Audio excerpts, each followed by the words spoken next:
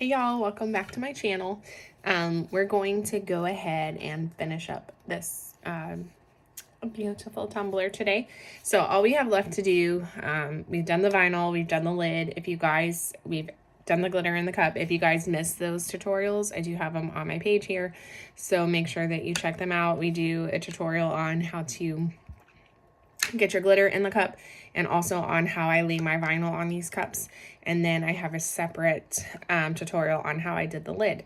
So now we're gonna do our finishing touches, which will be sealing this cup and adding our bling to the cup. So we're gonna start first. I like to seal first. That way when I'm adding my bling, that'll be the last final step and I can be done. I also like to let my glue for my rhinestones and stuff dry for a good 24 hours. So I like to have the sealing done before I start messing around and moving it around too much. So you can see here I have my bumper in place. What I'm doing, or I just did, is I shook up my cup to make sure that the glitter is nice and evenly distributed without any air bubbles. The nice thing about the Magic Liquid cups is that you can catch the air bubbles pretty easy without having to look too hard. Sometimes on the flowing cups, it can be a little more trickier. So I'm going to take some sandpaper here. It doesn't matter what type of sandpaper you use, as long as it's sandpaper, especially on the bottom of the cups, because you're going to cover them up with glitter and resin, so it doesn't really matter. You're not going to see. For my cups, when I epoxy them, I like a fine to medium sanding, just because when I add my epoxy over, I don't want for there to be scratching or anything on the cup. But for this process, it doesn't really matter. So I'm just using my sandpaper. I just picked this up at Home Depot. I fold it up to where it's kind of like a square. And then, sorry for the annoying sounds, I'm just going to take it and just rub it across the bottom of my cup here, just to roughen it up.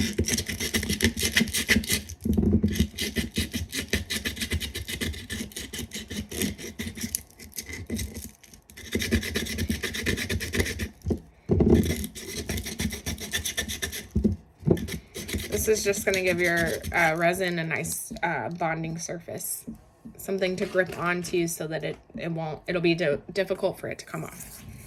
So I'm then going to take my little brush here and I'm just going to dust it off just like this over my trash can. This is going to get most of that particle, the fine powder off. And then what I'm going to do is take my alcohol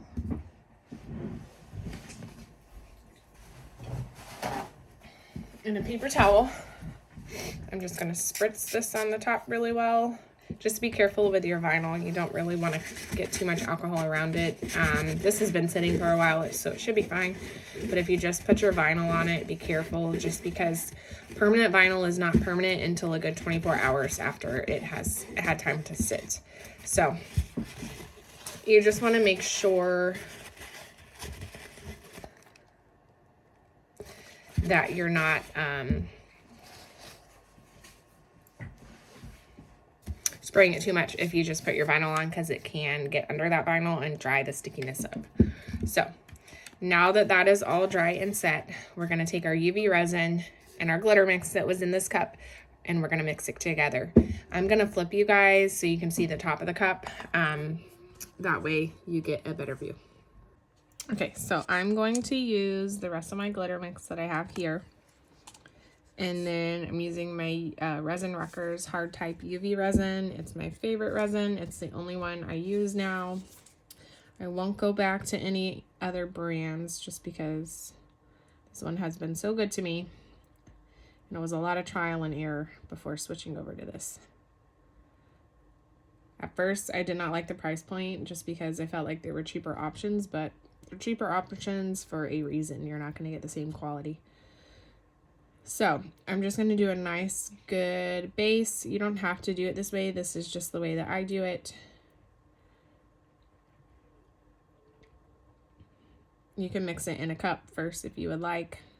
I just find this to be a smoother process for me to do it this way.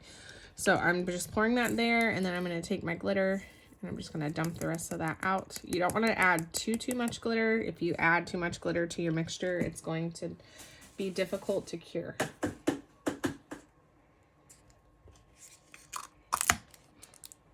All right, and then I'm going to take my little silicone tools. I get these from Amazon. They're in my storefront, which is in my link tree in the description. And I'm just going to work this glitter into the resin mix. And you want to make sure to get nice and good around your bumper here. That way it's a good tight seal.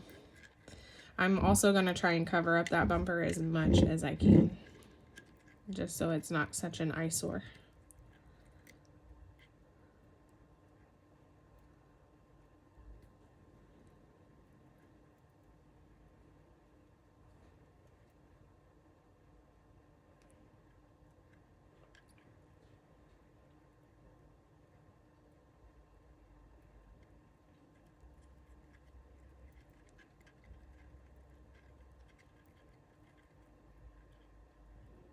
So I'm just gonna dab some on top of that bumper there. Now my next step, I'm gonna take my little torch. Mommy, I have a snack for you. Here. Oh, I don't want one, thank you. I'm just gonna put it on your desk. Oh, okay. In case you want it. All right, we're gonna take our torch here. You get these at Home Depot, Lowe's, any hardware store. I think you can buy them off of Amazon as well. And that just pops any bubbles that may be present in this mixture. So this is pretty good. I'm gonna put this under my UV lamp and let it cure. Okay guys, so the next step in my sealing process is I'm going to add my label to the bottom of this cup. I have several reasons as to why I do this on my cups. Over on my TikTok, I get a lot of heat for it. But essentially, I label the bottom of my cups because this is my work of art. It also has my care instructions. So essentially, I call it my little warranty label because I've had in the past and I've seen with other creators in the past where people have purchased tumblers and not cared for them properly and then have destroyed them or ruined them, and then they come back requesting a replacement or a refund. So I keep these on the bottom of my cup because it reminds people how to wash them, and if people don't follow the instructions on washing, I'm not responsible for replacing the cup. So it kind of protects me in a way, but also it's just my branding, just like any other tumbler or product you would purchase probably has a tag on it or a brand on it. It's just what I do. I highly recommend at least do your research on these cups if it's something you're looking into selling, because there are a lot of issues sometimes with people purchasing them and trying to return them or trying to claim damages and whatnot. So just protect yourself, protect your brand. These are so expensive to make that if you have to replace them or refund them, you pretty much lose your profit or break even on it. So as you can see, I added my layer of UV resin on top. This is going to prevent your label from getting coming off or getting sticky, yucky when it's being washed. So I'm adding a thinner layer of UV resin on top here. If you don't want to label the bottom of your cups, that is fine. You would still want to add this clear layer because you're going to get a lot of texture in your glitter mixture layer. So if you want a smooth finish, which most people like that smooth finish, and a lot of people aren't fans of textures, then I recommend to do a clear coat on top, but it also gives you an extra layer here. So as you can see, I used my torch and I popped those bubbles. I'm going to cure this again under my magic cure lamp at 36 watts for 60 seconds. Okay, so now that that's sealing, it's doing its final cure, we are going to rhinestone them, or rhinestone the tumbler. I just like to add little splashes of rhinestones to them just to give a little extra bling. You don't have to have rhinestones. If you order from me and you don't want rhinestones on the outside of the cup, no problem. I can do without. I personally don't like them on my own cups. but a lot of people do love them. They come to me for the bling, but you can see here, this is fully sealed. It is ready to go, nice and cured. I just tap on the bottom, touch my UV here to make sure it's not tacky or sticky, which it's not. If you're curing under your lamp, little tip, and it is continuously tacky, it's probably from the resin that you're using. I'm going to show you a popular resin that a lot of people purchase, and it is horrible because it stays tacky, it doesn't cure. It's affordable, which is nice, but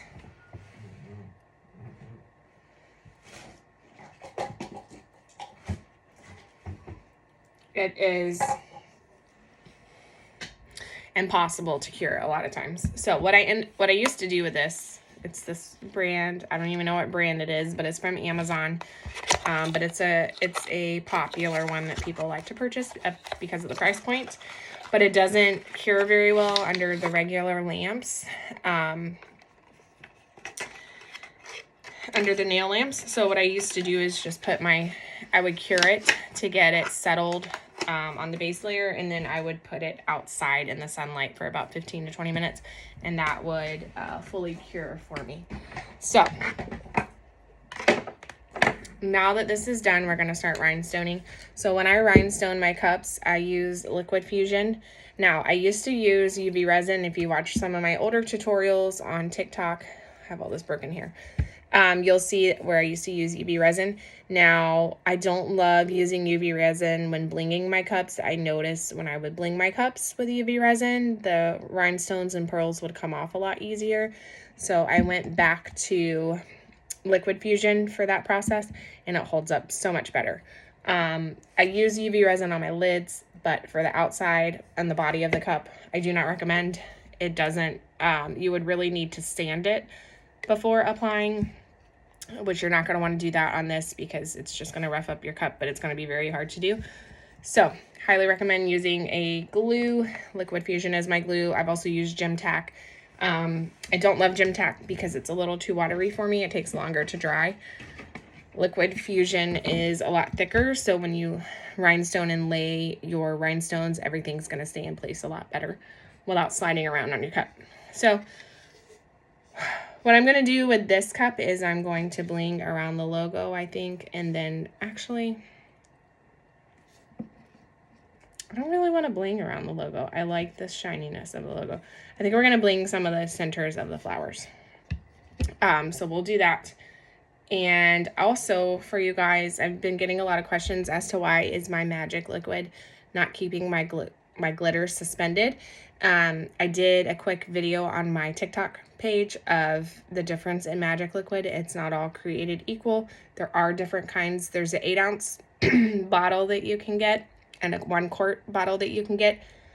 I've learned my lesson. I only purchase the 1 quart now. The 8-ounce burned me too many times. 8-ounce, 1 quart. 8-ounce, 1 quart. Same mixture, but you can see how they're not created the same. Ooh, that 8-ounce even comes through the container. But I'm gonna flip you guys so that you can see this process. So you'll see me using this little bottle. You can get these from Michael's, Hobby Lobby, Amazon, any craft store. I believe at Hobby Lobby they're in the paint section. Same thing with Michael's. I believe they're in the little painting section. But they're needle tipped bottles. I use the 2-ounce size. I just pour my liquid fusion in there so that this gives me a fine point for when I'm rhinestoning. But I'm going to flip you guys so that you can see the whole process. Okay, guys. If you see me moving a lot, it's because when I rhinestone, I like to put my hand in the cup. I'm just comfortable that way. So sometimes I may move out of camera, and I apologize. I just get so centered and zoned in on what I'm doing. So for my flowers here, I'm just going to go in the center here.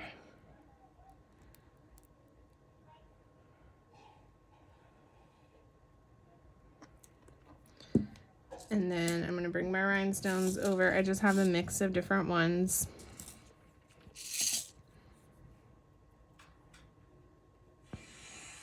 Get a nice good layer of that glue down. And then just go in here and just fit your space with your rhinestones. I used to let this overwhelm me so much because I just felt like there was more of an art to it, but it's really as simple as it looks. Don't let it stress you out.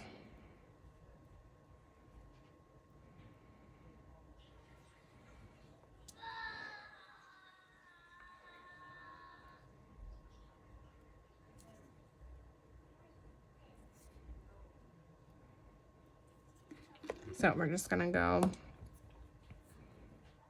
little by little. I don't do every single flower. I like to mix it up here.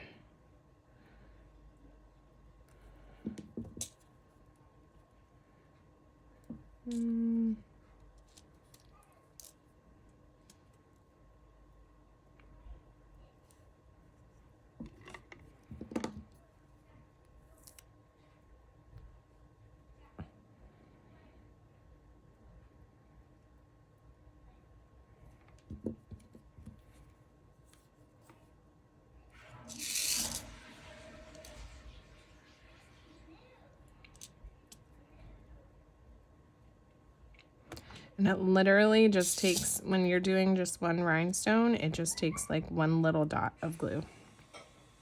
Liquid Fusion is amazing. I have this in my Amazon storefront as well, but it holds really well with just the tiniest amount. You can see it just gives that extra pop of bling when you do this to a cup. I mean, it's already got lots of bling from the glitter, but like I said, people come to me for their bling. So I provide.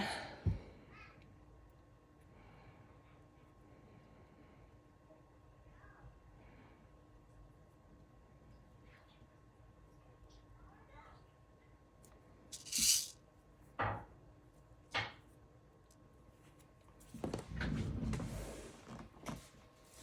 gonna grab, I have some smaller opal ones. So these white ones I'm putting on now are opals. Super pretty. You're going to pay a little bit more for the opal style just because of their glass first off, but also they have that extra coating in them, so they're a little more pricey, but it's a beautiful rhinestone. And though a lot of the rhinestones you see me use, I got from Luxie Gems. I have a discount code with her. It's BC Sparkle. So a lot of the ones you'll see me use all came from her. Cali Bees has also started selling glass rhinestones. So I did just recently purchase some from her, and they are just as good of a quality. So I shop between the two of them for my rhinestones. And I have discount codes with both of them, and they are both linked in my link tree, which is in the description box. But I highly recommend. I used to use, now these pink ones like I just put on, those are resin rhinestones. They're the jelly ones. I used to use those more often. And then probably about Mom, what? Can we go eat at Miss Casey's house? No, buddy, no. She's got company. So I used, Why? Blakely, What happened? she's got company. What is company? What is company? That means she's got guests. We're not going over there. So I started using glass rhinestones about 6 to 8 months ago. And I just prefer the quality of them over the resin ones. They just are so much clearer. They're just beautiful rhinestones. So highly recommend. If you're doing a lot of bling, though, they're really not economical because, like I said, they are a little more expensive. But if you're doing just touches of bling like this, go for it. They are amazing.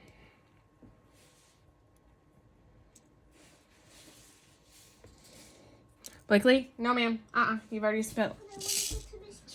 You don't just go to people's house. You can't just show up to someone's house. It's a no. She has company. We're not going.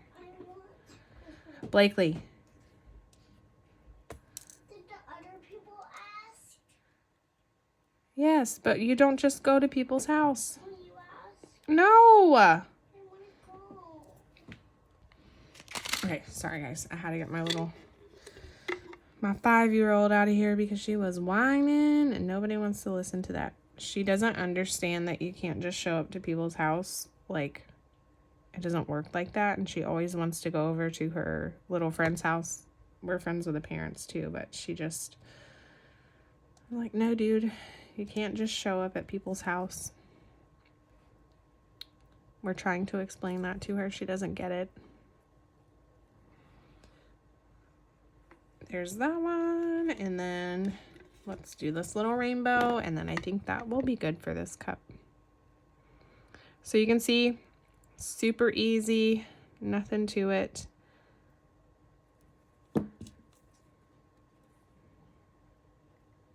You can't really mess this part up. And you can bling. I've even done on the rainbows where I've done a rainbow bling. Like I'll bling like certain arches. I've done that on a couple of cups. For this cup, I just want it to be subtle. I don't want it to be too loud. I feel like this cup is very boho chic and the bling is kind of just a little extra. All right, so here is our rhinestone version, and then I'm gonna give you guys a final clip of it here at the end of this video. So super duper cute. Get you some liquid fusion, get you some rhinestones from, we have Lexigins. They are one of the companies I use. And then I'll show you guys this one, Cali Bees. That's her logo. Like I said, both are in my link tree, which is linked in the description box. But let me know what you guys want to see next in the comments below. Make sure that you're subscribed so that you don't miss out on any future content. Thanks, guys.